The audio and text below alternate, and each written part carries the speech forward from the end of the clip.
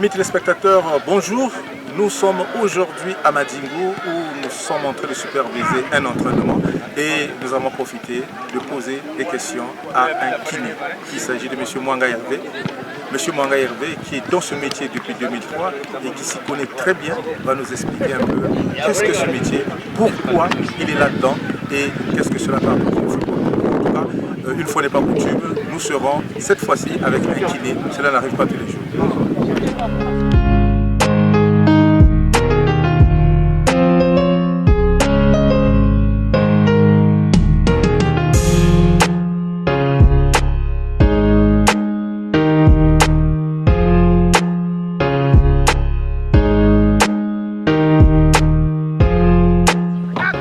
Bonjour.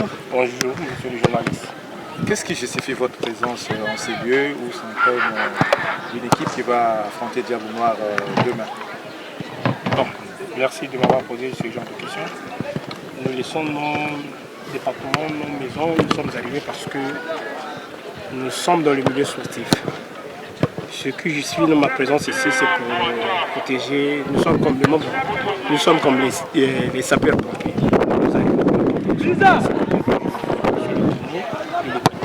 Très bien. Alors, vous allez nous parler un peu de ce métier. Commençons par vous-même. Depuis quand est-ce que M. Mwanga a commencé ce métier? Est-ce que vous avez été infirmé par le passé? Est-ce que vous êtes attiré vers ce métier de kiné? Oui, j'ai été quelque part et puis je suis passé au laboratoire, je suis cadre.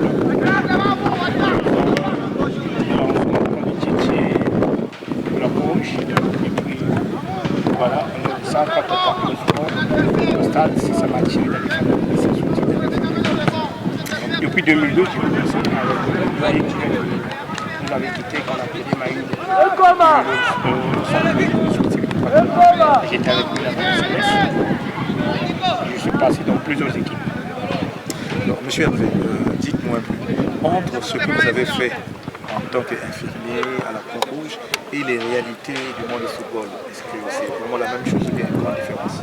Non, il y a une très grande différence entre la médecine sportive et celui du centre d'infirmier. Où est-ce que le travail est plus intense? Le travail est plus intense au niveau du sport parce que nous avons des cas plus graves que sur le problème des cas dans des centres, dans des CMS. Vraiment une très grande différence. Parlez-nous un peu des cas les plus fréquents. Les cas les plus fréquents que vous rencontrez dans l'exercice de vos fonctions. Les joueurs peuvent faire par exemple du télescopage, celui-là déjà il a connaissance. On est ramené il a passé l'autre mois, 2 mois de cela.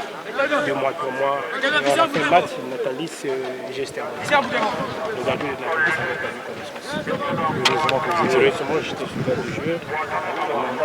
Pour le ramener à la vie, il fallait faire un peu de jeu. Là, c'est le télescopage, c'est très courant. Et en dehors de cela, il y a des fractures, il y a beaucoup de blessures que nous avons. La cheville, au niveau du genou, il y en a beaucoup. Vraiment.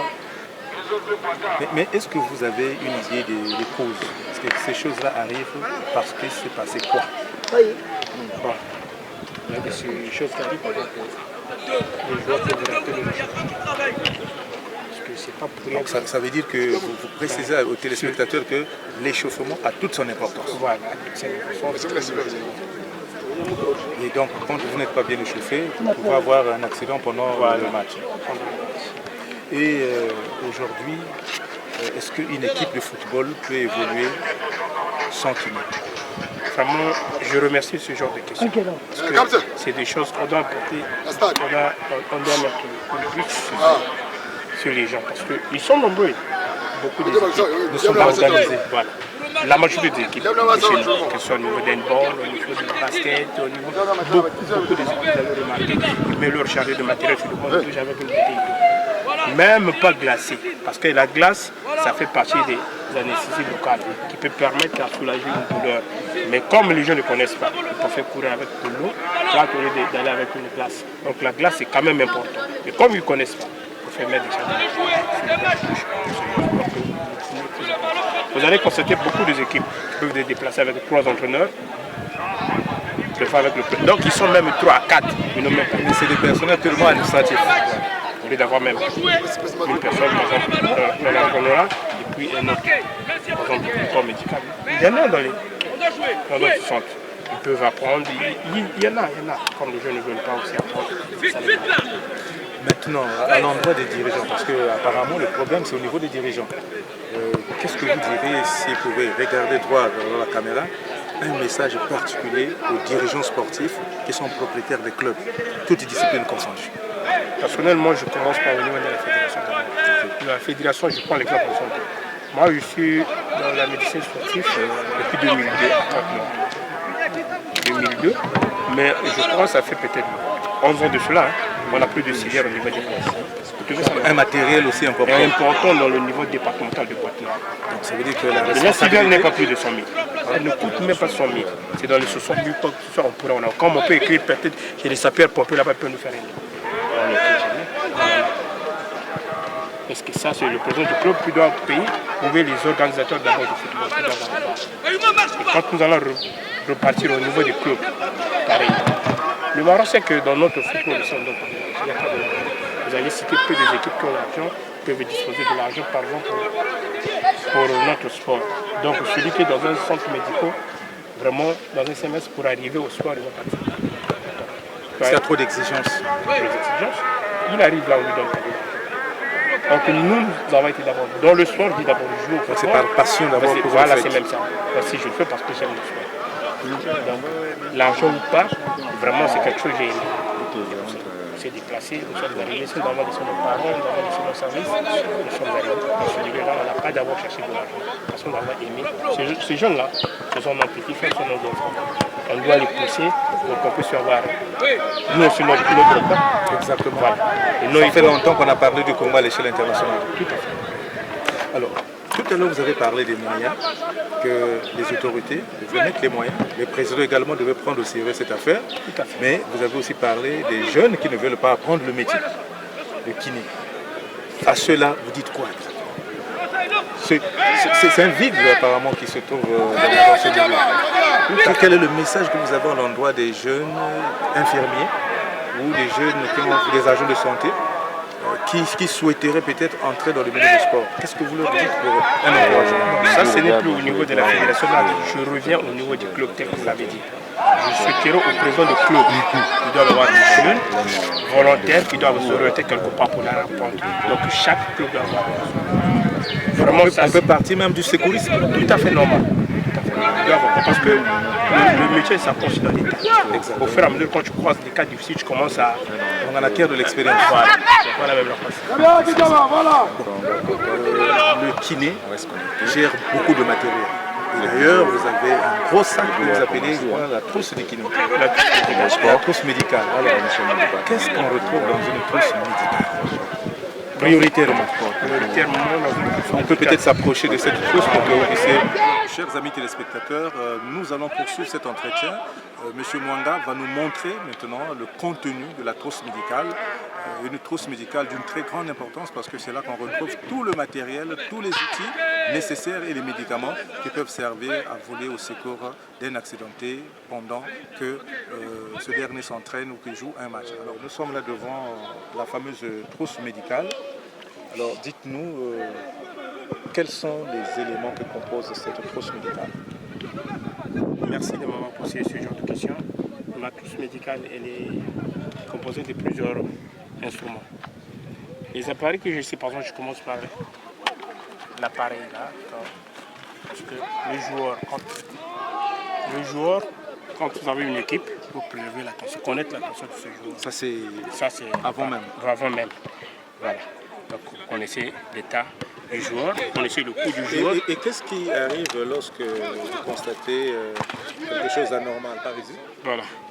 Que ce soit ça, c'est des bandes élastiques qui permettent d'immobiliser la cheville. Quand ils sont là-dedans, vous appliquez le produit et vous bandez. Voilà ça. Donc, ça, c'est élastique. Dès que vous appliquez au niveau de la cheville est bien stabilisée, puis mais est-ce qu'il n'y a pas de soucis après le match? Parce qu'apparemment, c'est un calmant pendant le match. Mais après le match, est-ce qu'il n'y a pas un autre travail qu'il faut faire? Effectivement, parce que c'est pour cela qu'on disait sur le banc de douche, il ne faut jamais être distrait. toujours suivre le mouvement du joueur, de quelle manière qu'il est tombé, de quelle manière qu'on a touché. Voilà. Donc quand tu regardes la blessure du joueur, tu pourras avoir l'idée dans quel qu'il est tombé, dans la manière qu'on l'a fleuré là. Voilà comment je pourrais traiter là. C'est pour ça que je vous ai montré donc il y a le suivi là, après le match. Le suivi après le match, c'est là où j'ai dit le joueur en observation. Tu peux faire peut-être 4 jours après, il peut revenir, peut-être 2 semaines, peut-être 1 mois. Donc quand il est en repos, vous allez le suivre parce qu'il faut le traiter, il doit revenir, il est important. Très important. Ah, en tout cas, M. Mwanga, nous voyons là toute l'importance de la kinésithérapie dans le monde du sport en général et le football en particulier. Et vous qui êtes là depuis bientôt près de 20 ans, ça veut dire que vous avez acquis beaucoup d'expérience. Est-ce que pouvez-vous nous parler un peu de votre passé? Quels sont les clubs qui vous ont sollicité? Vous avez travaillé pour le compte de qui? Quel genre de compétition vous avez couvert pour se faire une image de ce que vous avez comme expérience? Merci de votre question. Tel que je vous l'ai dit, je suis au sport depuis 2002. On a commencé avec le doyen Mayoulou, qui était au centre médico-sportif du Patemont. J'étais avec lui au CNSA. J'ai commencé dans plusieurs clubs, commençant par des petites équipes qui sont par exemple les BCBG qui étaient à Paka, qui n'existent plus. J'ai aussi travaillé avec le président Mabiala, qui était le président du FC africain de CAM 4. Si je suis arrivé pour la première fois en Caillou, c'était le président qui m'a amené, je suis venu faire la Coupe du Congo, avec africain. Si je ne me trompe pas, c'était en 2006. Lors de ce club-là, je suis passé dans beaucoup de clubs. Et je suis à Tataruboko, donc à proximité du stade de Nico Nikoye. Donc de temps en temps, je suis allé au stade. Et ce moment, le doyen Nyaka, qui est le major du bloc, c'était notre président au niveau départemental de la choix. Il peut m'envoyer du temps pour partir. On a fait beaucoup de couvertures. Là, il n'y a pas assez longtemps, à peine un mois de cela, 2 semaines peut-être, j'ai fait la couverture du tournoi qui s'est passé au terrain de Nzoko, au camp militaire vers la ligne 4 là-bas, vers Pointe-Noire. Donc c'est les responsables de l'équipe qui m'ont appelé, c'est moi qui ai fait la couverture. Vous avez aussi travaillé avec l'équipe nationale? J'ai travaillé avec l'équipe nationale, j'ai fait les Jeux africains avec les handballeurs, j'ai été avec les handballeurs à l'extérieur, donc au Maroc, à la préparation avec les handballeurs, j'étais avec eux, la première Coupe d'Afrique, l'initiation de ce qui s'est passé en Égypte, donc j'étais avec l'équipe nationale. Bon, en dehors de ça, j'ai fait des compétitions comme la Coupe d'Afrique qui s'est passée à Oyo en 2004. La coupe du club, voilà, la coupe du club, j'étais avec Patona Diana. J'ai fait encore une unité à moi 2 semaines avant que Moko Barel l'a dit. Moko Barel, quand il a arrêté le gardien de l'équipe nationale, quand il a arrêté le pénalty, au Chan, en 2018. Non, 2014. Ah, 2017 plutôt, voilà, 2017. On était là 2 semaines avant. J'étais avec les Envalons, avec patronage. J'étais à Gadjié, c'est la ville d'Agadjié. J'étais avec eux. Nous, quand nous sommes partis, les footballeurs sont arrivés. Alors, toute cette expérience. Au club, je suis passé FC Bilombe la Chicotte. C'est moi qui ai été le kiné de FC Bilombe la Chicotte. Avant que j'arrive à FC Bilombe la Chicotte, j'étais avec eux en 2007. Le club qui était avec l'entraîneur Bouklabé Drabo, avec Alain Sendé, l'attaquant, ou plutôt Alain, l'attaquant et puis Sendé, le défenseur. Les 3 Bouklabé, j'étais là comme senior. Quand j'étais là en 2007 en première division, Bilombe était en 2e division en 2007. Il y avait le soigneur qui était à l'autre à GSB, Ange Kimbembe. Il a fait quelques matchs, il est parti. Le vieux Mengalvé est venu me solliciter. Sur la vision de mon tête.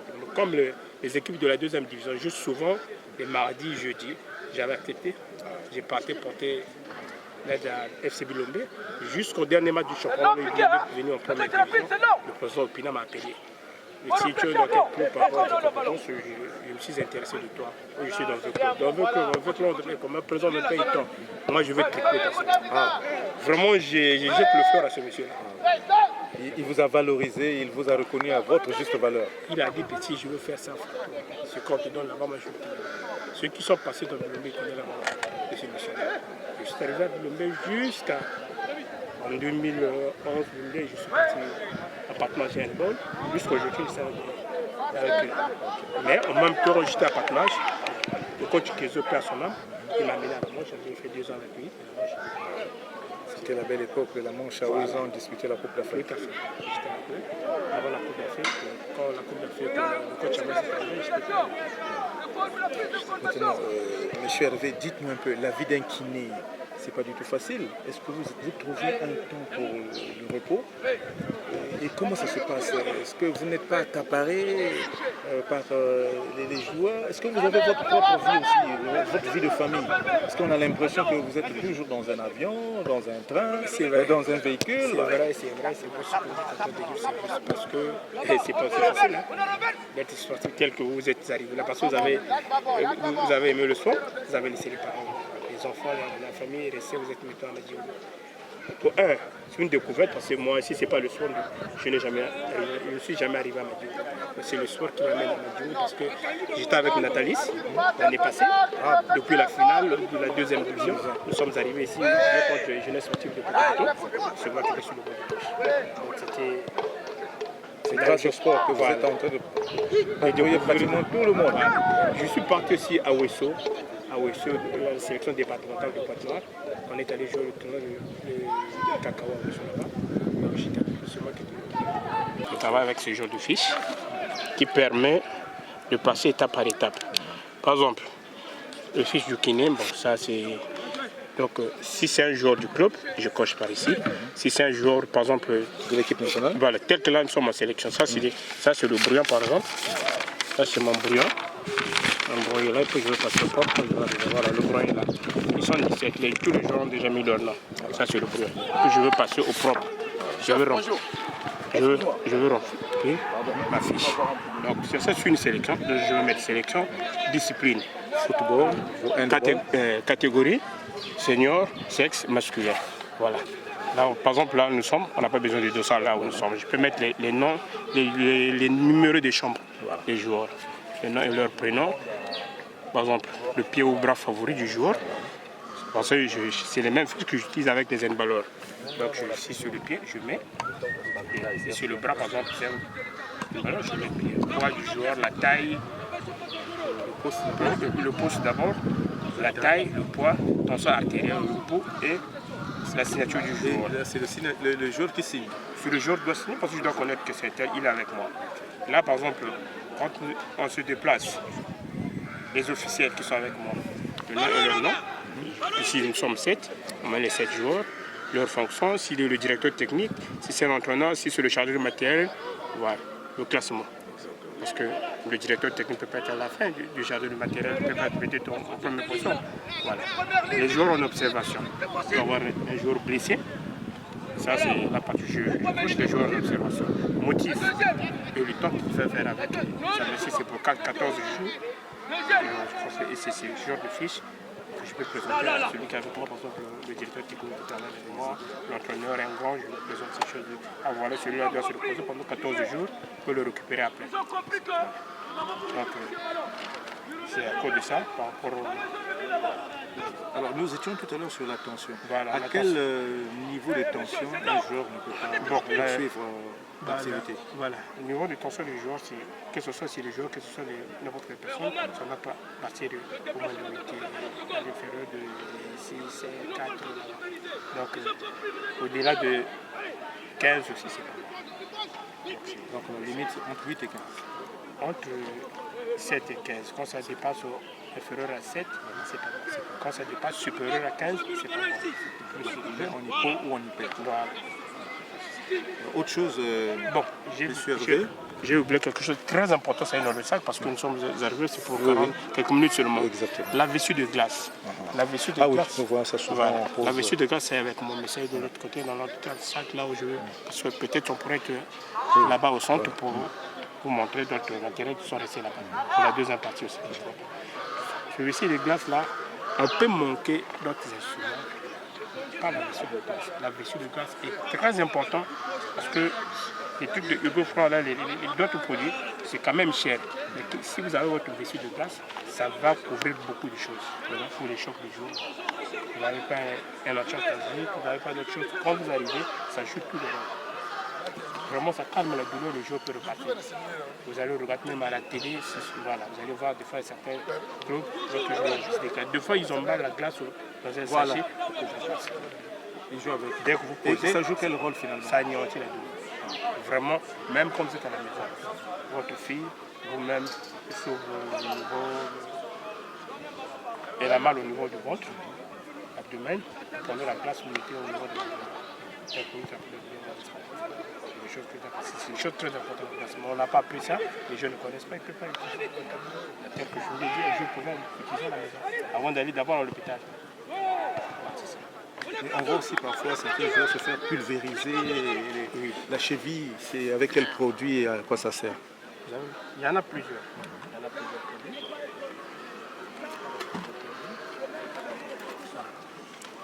Et c'est vrai que ça, c'est des choses qui servent à calmer la douleur. Donc vous avez la douleur à n'importe quel endroit, quand vous allez pulvériser, ça va anéantir la douleur, ça va permettre le joueur de se soulager et puis il peut repartir sur la deux jours. Le blanc réfléchit pour ça. Il y a plusieurs choses qui sont là. Par exemple, ça. Stop Hémon. C'est fait en base, c'est en poudre. Ce poudre-là permet de calmer l'hémorragie. Donc quand un joueur saigne, il suffit de lui appliquer cela. Dès que je applique le pansement, tac, il peut repartir sur les deux jours. Ça, c'est des bandes qu'on utilise sous forme de bonnet. Vous pouvez, tac, parce qu'au niveau de la tête, c'est difficile le fois de bonder. Dès que vous finissez de bonder, vous le portez ça, il repart sur les deux. D'abord, nous constatons par nous que c'est chargé. Ça sont des étels. La telle là permet, ce sont des attelles de rééducation des chevilles. Quelqu'un qui a mal au niveau de la cheville, vous le faites porter ça au moins de quelques jours. Vraiment, c'est sous forme de plaques. Ça va immobiliser. De vous rencontrer, de discuter avec vous, de parler de ce métier noble, un métier qui sauve des vies. Je voulais vraiment, pour clôturer cet entretien, vous accorder la parole pour votre dernier mot. S'il faut clôturer cet entretien, qu'est-ce que vous direz? Bon, ce que je peux dire, ce que nous devons faire, il faut d'abord, quand vous avez aimé votre métier, vraiment, peu importe les difficultés que vous avez posées, vous allez les assumer. Donc je souhaiterais qu'il y ait des gens qui doivent apprendre le métier, parce que tel que l'État a pris des initiatives de faire apprendre les gens le métier, c'est très important. Qu'il y ait aussi ceux qui doivent proposer ce genre de métier. C'est tout. Et l'organisation dans le sport. Et qu'est-ce que vous proposez? Parce que vous êtes là depuis longtemps, vous voyez comment ça se passe. Qu'est-ce qu'on peut faire pour changer les choses? Qu'est-ce qu'on peut faire pour changer les choses? Voilà, la question est bien. Vraiment, c'est bien posé. Quand nous parlons par exemple des U14, les U17, quoi, surtout les enfants là, les encadreurs, les entraîneurs doivent aller dans les salles de classe de ces enfants. Parce qu'un enfant de 14 ans est encore dans la classe. Vraiment là-bas, il n'y a pas beaucoup de tricherie des âges. Mais quand vous attendez qu'on vient avec les actes des enfants, même moi je vais tricher. Effectivement, ce débat-là, il est anti. Voilà. Toujours j'ai les âges des joueurs. Voilà. J'ai proposé au niveau des âges. Non. À l'apprentissage, oui. Mais quand on aura des talentsiers, d'abord on peut truquer parce qu'on a besoin de ce jeune-là qui a représenté la nation. Parce que si je ne me trompe pas, je me rappelle, il y a eu un grand joueur du monde, un Hollandais, qu'on a ajouté 2 ans pour aller jouer. Jan Cruyff. Parce qu'il était tellement talentueux. Il avait 15 ans. Voilà. C'était la compétition des 17 ans. Voilà. L'État a ajouté 2 ans pour qu'il aille. Pour représenter le pays parce que c'était la valeur sûre. Voilà. Donc pour ça, c'est pas grave. Mais à l'apprentissage, il fallait prendre des jeunes qui ont d'abord des âges, des vrais âges. Il faut passer dans les salles de classe. Ça, c'est un vrai problème que vous soulevez déjà en matière d'organisation. Est-ce qu'il y a un autre pour lequel on peut aussi vraiment rebondir? Bon, le deuxième que je pourrais évoquer, l'État, le président du l'État, il nous a construit des... Regardez ce qu'on nous a donné ici à Madiou. Vraiment, on a l'impression qu'on est à Brazzaville. Voilà. Dans tous ces départements, il y a tout. Mais qu'il y ait des antennes, des entraîneurs, des sélectionneurs dans tous les départements. Qu'il y ait des antennes. Sélection de chaque département. Qu'il y ait des antennes là-bas. Parce que dans tous les départements, nous avons des grands joueurs. Je prends l'exemple de 3 joueurs. Ces 3 joueurs qui ont été des plus grands joueurs de notre nation sortent du village. Je ne suis pas sûr que s'ils pouvaient me donner le contrôle de ces 3 joueurs. Je commence par ce François Pelé, il sort de Muyonzi. Je compare le ballon d'or africain, il sort de l'Isolizé. et Tossao de Mindouli. De Mindouli. Voilà. Les 3 grands joueurs du groupe de passer. Ouais, non. Donc cela veut dire dans notre département, nous avons des grands joueurs. 1, 2, 3. Notre